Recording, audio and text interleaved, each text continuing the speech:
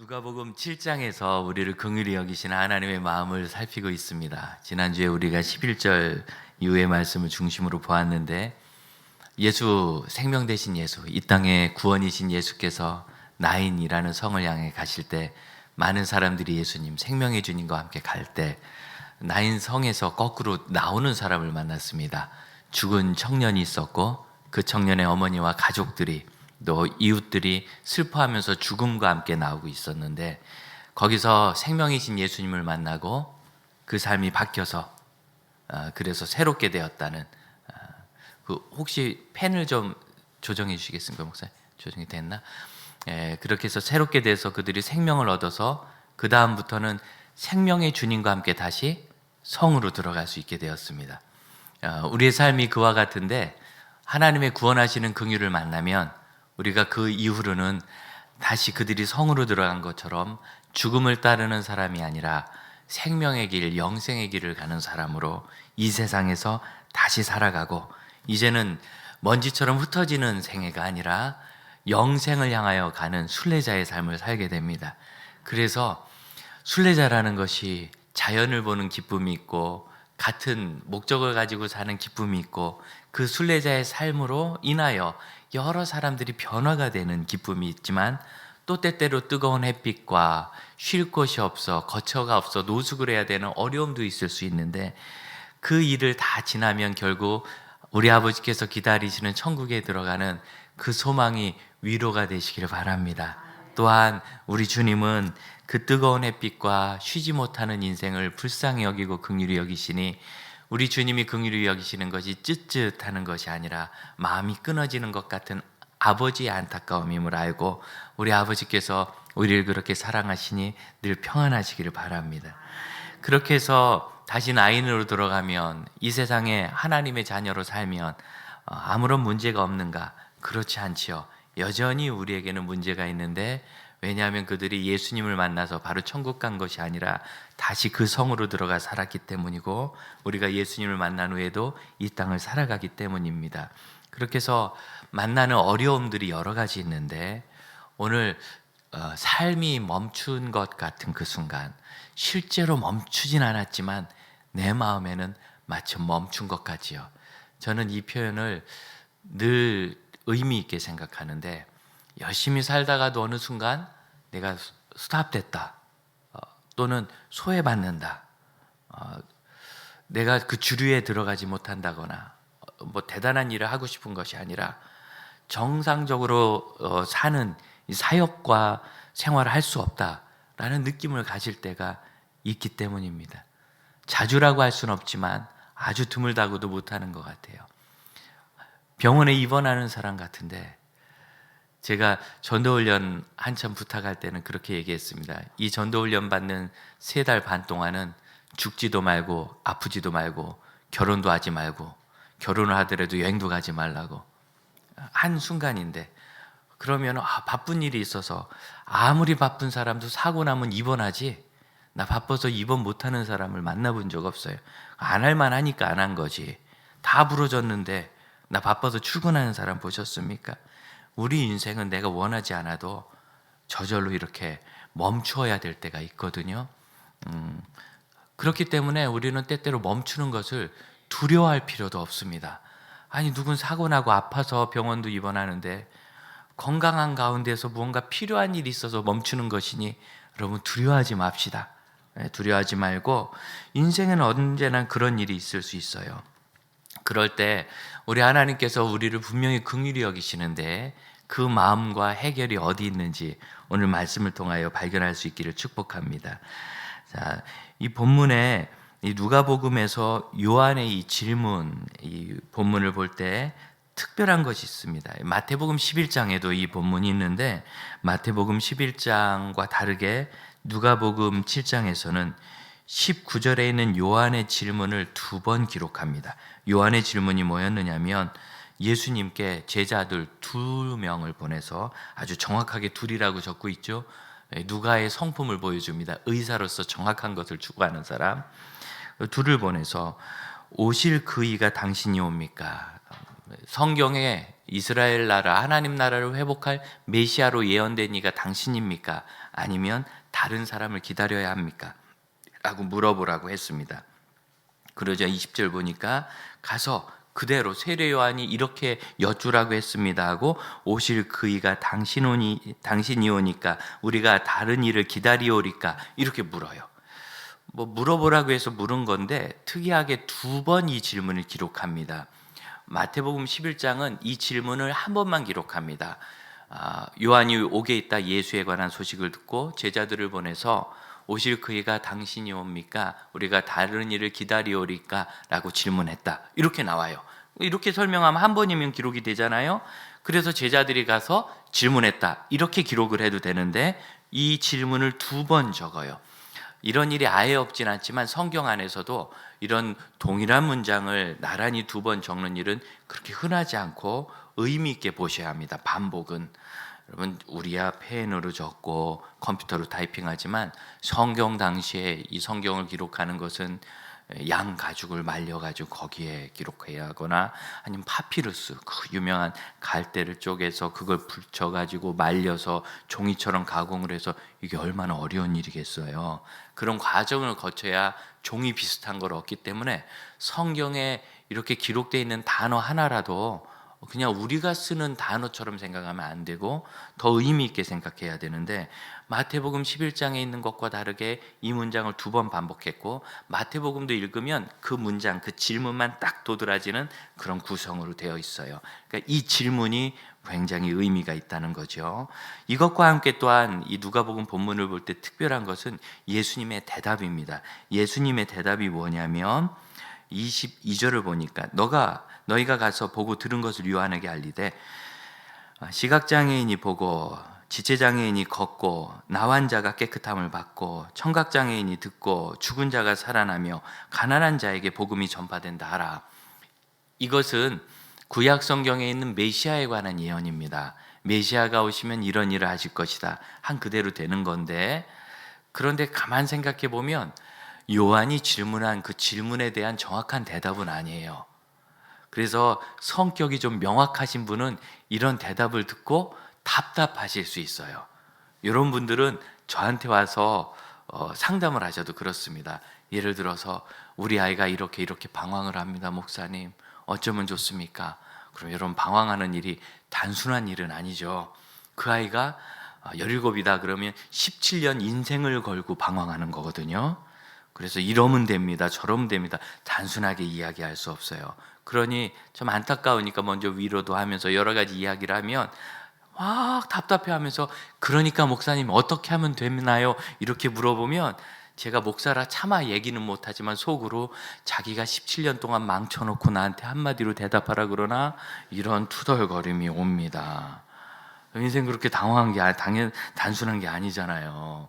그런데 예수님께서 지금 하신 이 대답을 보면은 그렇게 말하기는 좀 아쉬운 것이 내가 그러라 한마디면 되잖아요. 내가 그러라 다른 곳에서는 잘했어요. 사마리아 여인을 만나서는 메시아가 오시면 우리가 그렇게 될 줄로 압니다. 그랬더니 내가 그러라 한마디로 잘해 주시잖아요. 그럼 이때도 속 시원하게 좀 해주시면 되는데 왜 예수님이 질문과 다른 것 같은 간접적인 대답을 하셨을까? 이것이 우리가 생각할 2번째 중요한 점입니다. 그래서 이 질문과 대답을 통하여 볼 때 이 질문의 정체가 무엇인지를 우리가 알 수 있습니다. 여러분 이거는요, 이 대답은 요한이 이미 들은 바예요. 자, 이런 일을 하시고 가난한 자에게 복음이 전파되었다. 죽은 자가 심지어 살아났다. 그러면 이분은 메시아구나. 누구나 할 수 있는, 더구나 요한은 어려서부터 구약 성경 교육을 철저히 받은 사람이거든요. 그러니까 이것은 메시아의 징조인 것을, 메시아의 사역인 것을 당연히 할 수 있습니다. 요한이 이걸 몰랐는가? 그렇지 않죠. 18절 보면 요한의 제자들이 이 모든 일을 이미 요한에게 알려줬어요. 아는 이야기예요. 그럼 요한의 제자들의 이야기를 들어서만 아는가? 지금은 요한이 감옥에 있지만 감옥에 오기 전에 이미 알고 있었고, 심지어 그가 증거할 때 보라 세상 죄를 지고 가시는 하나님의 어린 양이다 증거까지 한 적이 있어요. 그러니까 요한은 알아요. 아는 요한이 이런 질문을 하는 거죠. 왜 질문을 했죠? 그가 지금 감옥에 갇혔거든요. 여러분, 요한은 감옥에 갇힐 만한 일을 한 사람은 아닙니다. 분봉왕 헤롯이 악한 일을 했기 때문에 그 일에 대해서 요한이 잘못이라고 책망했고, 그 책망을 들은 헤롯이 그 이야기 듣는 게 기분 나빴을 것이며, 또 요한은 대중들에게 영향력이 있었으므로 그 이야기를 계속 하고 다니지를 원치 않으니까 잡아다 가둔 거예요. 푸틴처럼 잡아다 가두었는데, 그렇다고 해서 이 요한이 너무나 대중의 주목을 받고 백성들이 선지자로 존경하기 때문에 해칠 수는 없어요. 그리고 그 자신도 두려움이 있어요. 하나님이 보내신 선지자 맞는데 내가 그를 해치면 벌을 받지 않으랴. 당연히 두렵죠. 그래서 해칠 생각은 없었는데, 어쩌다 이 헤롯도 이런저런 일에 엮이면서 할 수 없이 또 자의반 타의반으로 요한을 처형합니다. 그래서 요한은 이때 감옥에 갇혔다가 다시 나오지 못하고 생을 마감합니다. 예수님보다 젊은 나이에. 예수님과 친척이며 6개월 먼저 태어나서 어려서부터 광야 생활을 하고, 예수께서, 메시아께서 백성들의 영혼을 돌이켜 천국으로 이끌어 들어가 들이시는 구원 사역을 하도록 그 마음을 준비시킬 때 요한은 대단한 사역을 했습니다. 요한이 설교하면 그 무서운 군인들도 와서 우리가 어떻게 합니까? 사람들을 강요하고 빼앗고 폭행하지 마라. 세리들이 와서, 그 권세 있는 사람들이 와서 우리가 어떻게 합니까? 정해진 세금 외에 추가로 걷지 말고 가난한 사람들을 불쌍히 여겨라. 뭐 그런 이야기를 했겠죠. 이웃을 사랑하고 회개하라. 그래서 그 사람들이 다 요단강에서 정말 수십만 명이 회개 세례를 받았어요. 대단한 사역을 했어요. 그런데 이제는 감옥에 갇혀서 더 이상 그 사역을 할 수 없게 됐습니다. 요한이 왜 이런 질문을 하게 됐는지 아시겠죠? 저는 이 질문에서 두 가지 의문을 읽습니다. 저는 이제 30여 년, 짧다고 할지 모르지만 제 인생의 전부입니다. 엄마 뱃속에 있을 때부터 메시아의 길을 예비하는 사람으로 그렇게 선택이 되어서, 그렇게 이 세상에 보냄받아서 그 일을 평생 하면서 살았는데, 왜 주님은 딱 보니까, 하신 걸 보니까 죽은 사람까지 살렸잖아요. 그럼 하나님의 나라를 회복하실 만한데 왜 안 하시고 자꾸 광야로 돌아다니고 이스라엘 각지로 돌아다니면서 사람들을 선동만 하시는지, 왜 이 하나님의 나라를 다시 회복하지 않습니까? 하는 질문이고, 이 질문은 동시에 이런 의문을 가져오게 됩니다. 개인적인 건데, 왜 나는 갇혔지? 내가 한 것은 하나님 사명을 따르고 주의 일에 충성한 것밖에 없는데, 아니 죽은 사람 살리실 수 있는 분이 나는 건져주셔야 되는 거 아닌가? 요한의 나이 30입니다. 30은 이제 30대, 30이나 30대 초반인데, 30은 제사장 일을 시작하는 나이예요. 요한의 아버지 제사장이었죠. 그렇기 때문에 요한도 당연히 제사장이고, 이제 막 사역을 시작할 나이에 그는 감옥에 갇혔고 목숨을 잃는 겁니다. 뭐 그가 죽을 것까지 알았다고 하기는 어렵지만 이제는 아무것도 할 수 없는 때가 된 거예요. 나는 지금까지 주님을 섬겼는데 믿음과 충성의 결과가 겨우 이거인가? 이런 질문이고, 이걸 2번이나 성경에 기록한 것은 이거 요한 보라고 네가 이거 물었지? 라고 적은 게 아니에요. 우리 보라고 성령께서 주신 말씀이에요. 우리가 이걸 보면서 우리도 가진 질문이죠. 하나님이 살아계신데 왜 우크라이나는 저렇게 많이 죽어나가는가? 푸틴은 저렇게 잘 사는가? 하나님이 살아계시는데 왜 난 이렇게 오랫동안 기도하는데 내 남편은, 아내는, 우리 부모님은 죽게 돌아오지 않는가? 우리 자녀들의 방황은 끝나지 않는가? 내가 이렇게 열심히 기도하는데 왜 아이들은 어려서는 교회 엄마 따라 잘 다니더니 사춘기 때 상처받았다고 안 나오기 시작하더니 지금까지 수십 년을 교회 발걸음도 안 하고 저렇게 구원으로부터 멀어져 있는가? 언제나 우리 가정을 주님이 회복하시는가? 우리가 가진 질문이에요. 그저 기도할 뿐이라 기도하는데 왜 안 되는가? 빨리 좀 하시면 좋은데, 우리가 가진 질문이에요. 나는 왜 이렇게 더 주님을 섬기고 싶은데 경제적으로 여유가 생기지 않는가? 왜 나는 정말 선한 마음으로 한 건데 왜 오해를 하고 이런 억울한 일을 내가 당해야 하는가? 난 정말 내가 항상 지혜롭다고 하진 못하지만 내가 어리석었을 수도 있지만 그래도 최선을 다했고 기도하면서 했는데 왜 문제가 이렇게 복잡한가? 왜 친구들이 나를 억울하게 하고 왕따시키고 내 곁에 머물지 않는가? 우리가 늘 하는 질문을 요한도 똑같이 하면서 성경이 보여주는 건 이겁니다. 요한처럼 위대한 사람도 슬럼프에 빠질 수 있다. 요한처럼. 요한이 이렇게 슬픈 질문을 했는데 이것부터 보시면 좋겠어요. 예수님은 요한에 대해서 너무나 후한 평가를 내리세요. 26절 볼까요?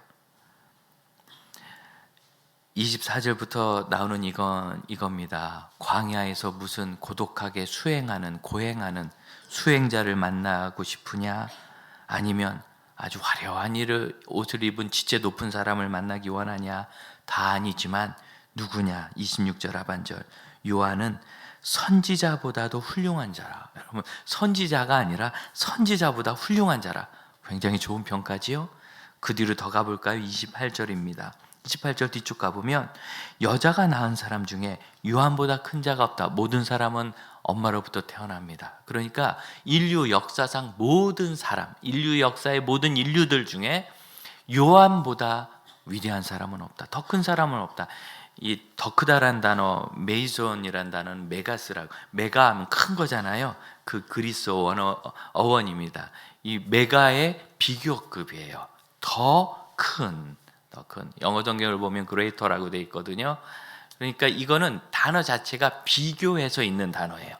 그래서 지금까지 태어난 모든 사람과 비교해 볼 때 요한이 더 커요. 그럼 위대한 사람이라는 정말 좋은 평가 아닙니까? 여러분, 이 평가를 요한이 요단강에서 막 세례를 주고 군인들, 세리들, 그리고 어느 바리새인들까지 와가지고 거기서 무릎 꿇고 회개할 때 그때 이런 평가를 하면 적절한 것 같아요. 또는 보라, 세상 죄를 지고 가시는 하나님의 어린 양이시다 그랬더니 제자들 중에 많은 사람들이 요한을 따르다가 예수님께로 옮겨갔어요. 그것을 보고 요한의 측근인 어떤 제자가 선생님, 사람들이 다 저 청년을 따라가는데요. 그랬더니 요한이 그게 옳다. 그분은 흥하여야 되고 나는 약해져야 된다. 여러분, 이런 아름다운 말이 어디 있어요? 이런 얘기를 할 때 예수님께서 저렇게 위대한 사람은 없다 그러셨으면 뭐 적절해요. 그런데 지금 요한은 제가 보기에는 우울증에 빠진 거예요. 감옥에서. 지금까지 한 내 인생은 뭔가?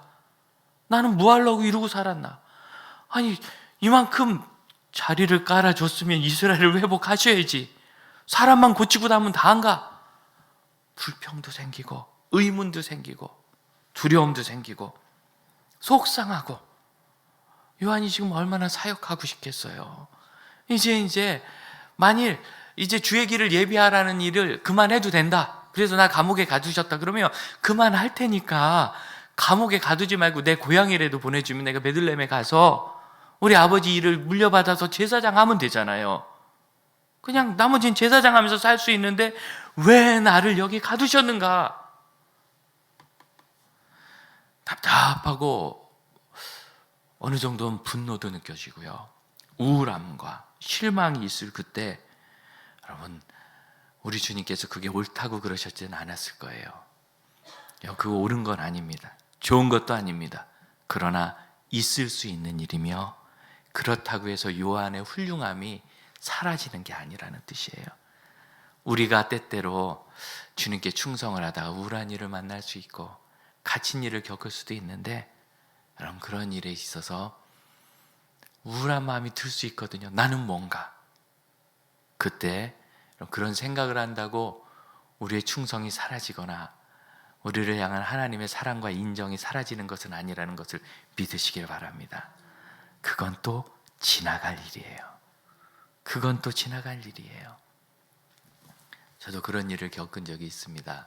여러 번 있습니다. 제가 88년도부터 지금까지 정말 한 해도 쉬지 않고 주님을 섬겼습니다. 군대 가서 제대해가지고 또는 교회 사역지가 옮기면서 2달, 그게 제가 쉰다면 쉬어본 전부예요. 2-3달을 넘겨 쉬어본 적이 없이 지금까지 주님을 섬겼습니다. 제 존재를 다 태워서라도 주님을 섬길 수 있으면 그게 너무 좋았어요. 그런데 중간에 참 어려운 일이 저도 있었어요. 억울한 일. 몇 번은 억울했는데 그 억울함이 언제 제일 심했느냐면, 그렇게 목숨 바쳐 참 미안한데 아내와 아이들도 잘 돌보지 못하고, 친구도 한 번 못 만나고, 친척도 한 번 못 만나고, 정말 심지어요, 제가 제 대학원 졸업식도 안 갔어요. 사역하느라고. 그렇게 섬겼는데 그 일을 갑자기 그만두게 된 거예요. 너무 억울하게. 답답해가지고 제가 나가서 저는 요한처럼 진짜 당신이 구세주 맞습니까? 이런 건 해본 적 없어요. 왜냐면 구세주가 맞아요. 그건 요한님이 물어봐 놔가지고 그건 아닌데, 하나님, 제가 무슨 개인적인 욕망이 있는 것도 아니고 계획상으로는 1년 반만 더 섬기면 그 사역이 어느 정도 완성이 될 텐데, 그럼 저는 그 공동체에 더 있고 싶지도 않았어요. 저에겐 사명이 있으니까. 근데 갑자기 이렇게 중간에 뚝 허리를 부러뜨리듯이 해가지고 이렇게 저를 그라운드 시켜서 바닥에 굴려가지고 사역으로부터 떠날 수밖에 없게 하시는데, 물론 그렇다고 아예 사역을 쉬면 좀 쉴 텐데 그건 아니고, 그래 또 더 힘든 일이 있었죠. 이게 너무나 생사를 찍는 것 같은 고통이었고 억울함. 그래서 제가 이런 기도는 했어요. 하나님, 이것도 제가 겪어야 될 일이니까 주시는 줄로 합니다. 그러나 주님, 저 2번 다시 이런 일 겪고 싶지 않고, 이 다음에는 그 일이 왜 생겼느냐면, 사실은 그 평신도 동역하던 후배가 저를 무시해서 뒤에서 한 짓이거든요. 거기에 대해서 제가 설명할 길도 없이 그냥 문제가 다 터진 거예요. 더 이상은 이거 뒤통수 맞는 것도 아니고 등에 칼 꽂는 것 같은 일이었는데, 이런 일을 겪고 싶지 않고요. 저 앞으로는 리더십 아니면 안 할래요. 이렇게 말씀드려놓고 지금도 좀 그런 마음이 있어요. 너무 그때 억울해서. 믿음이 없는 일인지는 잘 모르겠습니다. 그렇지만 너무 속상했습니다.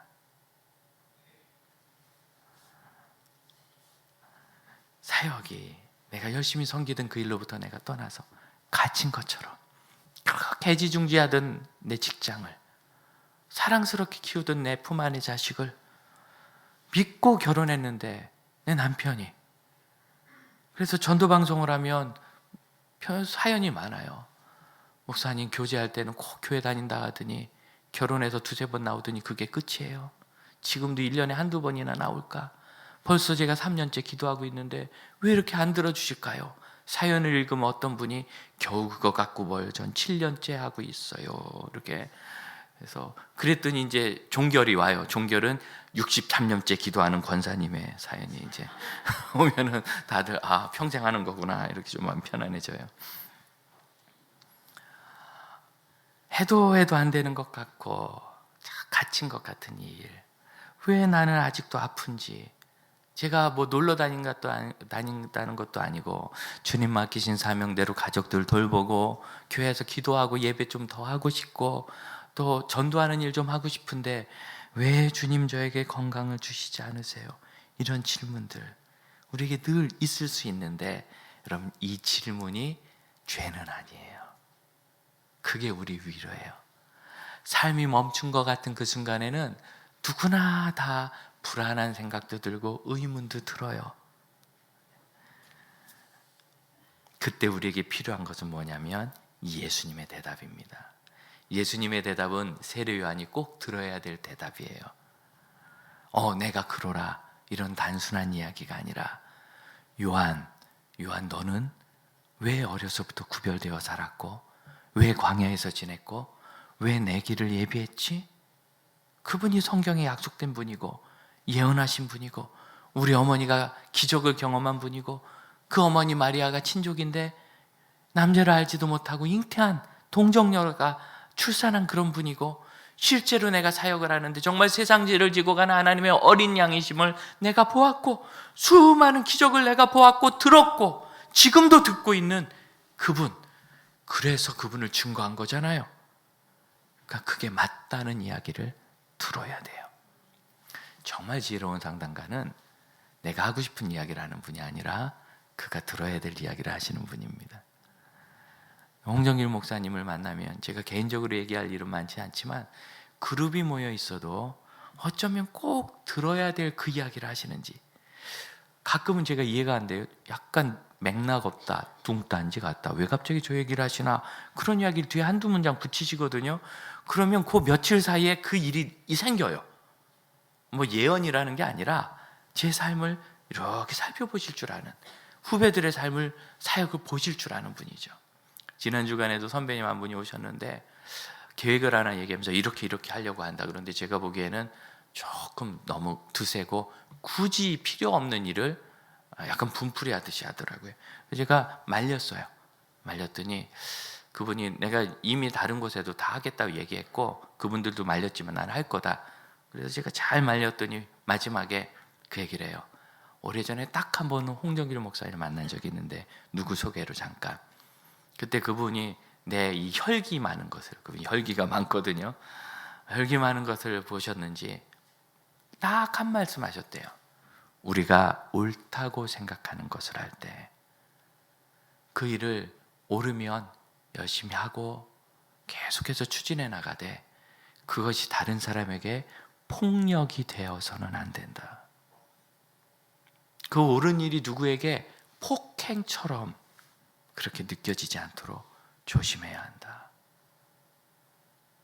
잠깐 보셨지만 정말 그 선배가 꼭 들어야 될 얘기를 하신 것 같아요. 근데 그 이야기를 하더니 홍 목사님 얘기 내 들었는데 내가 이 생각을 접겠습니다.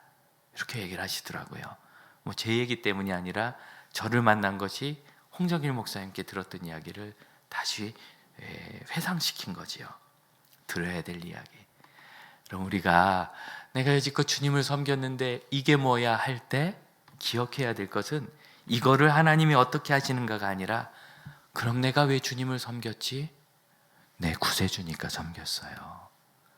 그분은 목숨을 바쳐 나를 사랑하셨기 때문에 내가 사랑한 거예요. 성경에 있는 대로 사랑은 우리에게 있는 것이 아니요 하나님으로부터 난 건데, 우리가 아직 하나님을 알지도 못한 때 그리스도께서 먼저 우리를 위하여 죽으심으로 우리에게 대한 그분의 사랑을 증거해 주셨어요. 그래서 그 사랑이 나에게 있구나. 내가 언제 예수님 할 때 예수님이 나를 위해 죽으셨어요. 난 알지도 못할 때 주님이 죽어주셨거든요. 그게 감사해서 우리가 주님을 섬기고 예배하고 사랑하고, 그게 감사해서 성경에 하나님이 내 부모를 공경하라 하셨으니 부모를 공경하는 거예요. 그럼 부모님 중에 존경스러운 부모님 없죠? 왜냐하면 여러분이 자녀라 그래요. 원래 자녀는 부모님 무시하는 재미로 살아요. 저도 집에 가면 두 딸이 얼마나 무시하는지 기분이 얼마나 나쁘냐면, 전국에 있는 대부분의 청년들이 저랑 상담 한번 해보고 싶어서 줄 섰는데 이 여자들은 얼마나 교만한지, 제가 뭔 얘기를 하면 흥치뿡 이러면서 아빠는 뭐 어쩌고 저쩌고, 그래서 얘기도 안 해요. 제가 얘기도 안 하고, 제가 집에서 하는 유일한 얘기는 아내한테 얘기하지 말라고 말리는 거예요. 그러다가 어디 무슨 언니를 만나는데 언니가 무슨 얘기를 해줬는데 그게 맞다고 얘기하면 눈을 찔러버리고 싶어요. 아빠가 그동안 얘기할 땐 들은 척도 않고 흥치뿡 그러더니 가서 뭘 지랑 별 다를 것도 없는 선배 얘기 하나 듣고 와서 막 세상의 진리를 발견한 것처럼, 아이고 역시 너는 내 새끼구나, 내 부모가 아니라. 우리는 존재가 부모님을 존경할 수 없는 사람들입니다. 그런데 성경에 부모님을 공경하래요. 그래서 하는 거예요. 우리는 존재가 원수를 사랑할 수 없는 사람들이에요. 그런데 예수께서 원수를 사랑하래요. 그래서 사랑하는 거예요. 그런데 사랑했는데 왜 내 원수가 나에게 사과하지 않죠? 원수 덩어리라. 존경했는데 왜 부모님은 나를 존중해 주지 않죠? 부모라서. 혹시 존중해 주면 이 아이가 교만해지고 삐뚤어질까 봐 쓸데없는 걱정을 하는 게 부모거든요. 그래서 83살 되신 부모님이 52살 되신 아들에게 차 조심해라 그러는 기가 막힌 이야기를 저도 듣잖아요. 여러분, 제가 차 조심할 나이입니까? 초등학교 가는 것도 아니고. 그런데 지금도 부모님 만나고 돌아오면 조심해라 이 얘기를 들어요. 쓸데없는 걱정 같지만 그게 부모 마음 아니겠어요? 그런 얘기를 들으면 자녀들은 아직도 우리 부모님은 나를 안 믿어주시는구나 생각을 그냥 하게 되는 거예요. 이게 우리 관계예요. 그러니 거기에는 다른 게 필요 없고 그저 공경하는 것밖에 없어요. 주님은 우리가 들어야 될 이야기를 주신 겁니다. 늘 그러세요. 늘 그것이 우리를 살리고 도와요.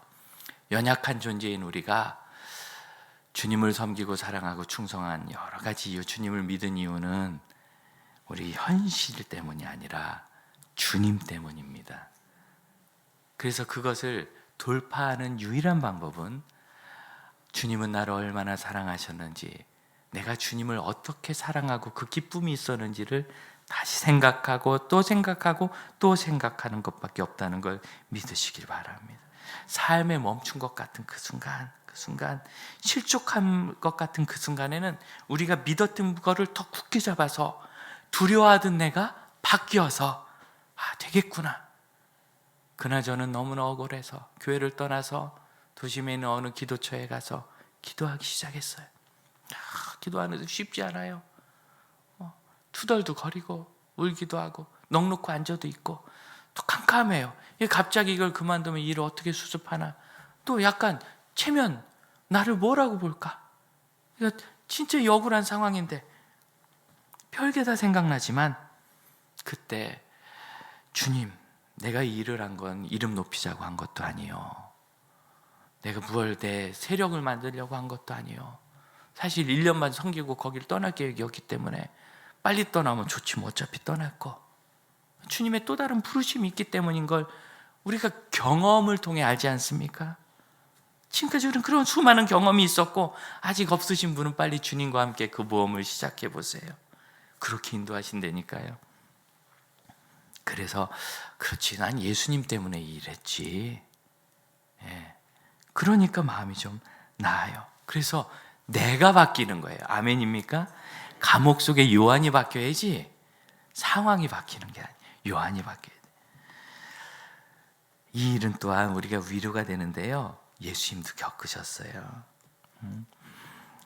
33절을 보면 세례 요한이 와서 아무것도 안 먹었더니 귀신 들렸다 그래요. 금식했더니. 34절 인자 예수님이 와셔서 뭘 먹었더니 먹는 걸 좋아하고 세례 요한의 친구다고 비난해요. 그러니까 이런 비난은 원래 그분들이 비난하기 때문에 비난하는 거고, 세례 요한도 애초에 세례 요한을 받아들이지 않으려고 그래서 아예 결정이 됐어요. 29절 보니까 모든 백성 세리들은 요한의 세례를 받았기 때문에 예수님의 말씀을 믿었고, 30절 바리새인 율법 교사들은 아예 안 믿으려고 세례도 안 받았어요. 요한도 배척했어요. 그러니 예수님도 배척하는 겁니다. 그 문제고요. 그건 거기 문제예요. 그래서 예수님께서 말씀하시는 거예요. 나로 인하여 실족하지 않은 사람 복이 있다. 이 실족한다는 단어 걸려 넘어지는 거거든요. 나로 인하여 실족하지 않는다는 것은 예수님한테 걸려 넘어지지 않는다는 뜻이에요. 여러분, 예수님이 우리를 늘 돌봐주시는 분인 건 맞는데 언제 걸려 넘어지냐? 나 예수님 믿으면 다 잘 될 줄 알았더니 안 됐어. 그럼 그 믿음이 나를 걸고 넘어가요. 우리 교회도 왔던 성도들 중에 뭐 이런 분들이 많은데 한 젊은 자매가 열심히 몇 번을 오더니 더 못 다니겠대요. 왜냐하면 어려서부터 믿는 가정에서 태어나서 여동생하고 잘 다녔는데 어느 날 여동생이 고등학생 때 교통사고로 세상을 떠났어요. 하나님이 살아계시면 어떻게 내 여동생 죽는 걸 안 막아주셔? 자, 하나님이 살아계시면 그런 것을 막아주셔야 된다는 생각 때문에 걸려 넘어진 거예요. 그 생각이 맞는 게 아니죠. 예수님 때문에 걸려 넘어진다는 게 그겁니다. 지금 이 자리에도 나 기도 많이 했는데, 예배 드렸는데, 헌금했는데, 봉사했는데 왜 이 일이 해결되지 않아라고 얘기하는 게 걸려 넘어지는 거예요. 내 믿음에 걸려 넘어지는 거예요. 아닙니다.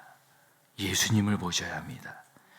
예수님도 이런 고난을 겪으시고 배고프셨고 아프셨고, 히브리서는 우리가 겪는 고난 중에 예수님이 안 겪어보신 건 하나도 없다.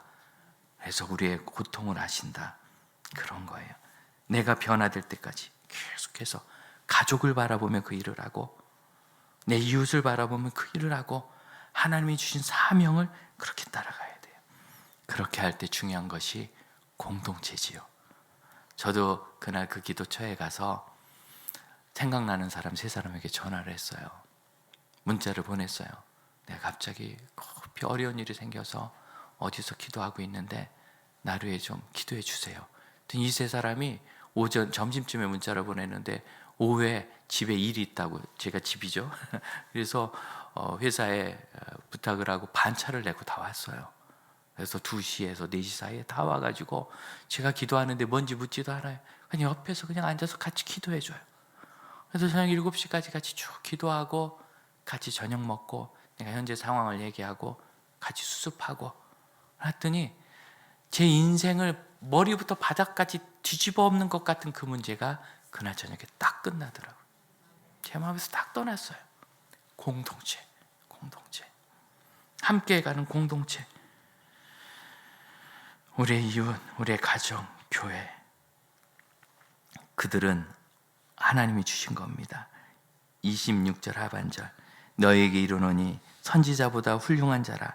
요한의 그 사역 이후의 사람들. 28절 하반절, 하나님의 나라에서는 지극히 작은 자라도 그보다 크니라. 이렇게 공동체를 따르면 지극히 다 작은 사람도 제일 커지는 거예요. 그것이 우리에게 있다는 것을 믿으시기를 바랍니다. 우리 찬양을 하기를 원하는데, 저는 너무 이런 가사의 이 찬양 너무 좀 약간 정서적으로 해서 그렇게 좋아하지 않는데, 이 찬양은 여러분을 생각하면 늘 이 가사를 들려드리고 싶어요. 여러분이 묵상하셨으면 좋겠어요. 이 세상은 우리가 갇힐 때도 있고 그대로 끝날 수도 있지만, 우리의 인생의 진짜 가치는 천국에서는 지극히 작은 자보다도 요한보다 크니라. 믿으십니까? 그렇게 됩니다. 우리 찬양하고 기도합시다.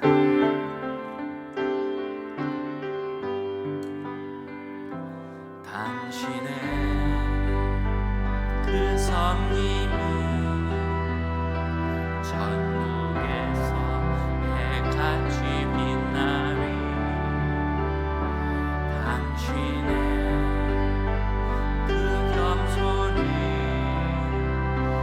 천국에서 해같이 빛나리. 당신의 그 믿음이 천국에서 해같이 빛나리. 당신의 그 충성이 천국에서 해같이 빛나리. 주님이 기억하시면 족하리. 예수님 사랑으로 가득한 모습, 천사도 흠모하는 아름다운 그 모습, 천국에서 해같이 기도합시다. 주님, 이 땅에 있는 과정 때문에 우리가 가끔 갇힌 것처럼 느껴질 때 그것이 우리의 존재가 아니라 상황일 뿐이며, 우리는 주님 때문에 살았고 주의 생명이 있으며 여전히 주님 인도하시는 길을 따라갑니다. 함께 고백하며 기도합시다. 오 하나님, 연약합니다. 저희의 연약함은 오직 주께서 하시나이다. 주님, 저희 부족합니다. 저희의 부족함은 오직 주께서 하시나이다. 주님, 저희의 연약함과 부족함을 하나님이 하시나. 주님은 저희를 새롭게 하시는 줄로 믿습니다. 고난의가 만면을 새롭게 하셨노라 하신 것처럼 저희를 새롭게 하시오니, 주님께서 저희를 받아주시는 것을 믿고 삶이 갇힌 것 같은 그때 우리 주님이 주시는 그 긍휼, 괜찮다, 여전히 너는 훌륭하고, 괜찮다, 여전히 너는 내 사람이고, 괜찮다, 여전히 나는 너를 사랑하며 너를 들어 사용하기를 원한다. 주님, 연약한 가정, 아픈 성도들, 두려운 마음, 실패한 현장, 외로운 곳, 갇힌 곳, 그곳에서 오직 하나님을 바라보며 하나님 주신 은혜 안에 온전히 서게 하옵소서. 자리에서 시간 일어나서 함께 찬양합시다. 당신의 그 믿음이, 당신의 그 믿음이 천국에서 해같이 빛나리. 여러분을 위해 드립니다. 당신의 그 충성이 천국에서 해같이 빛나리. 주님이 기억하시면 족하리. 예수님 사랑으로 가득한 모습,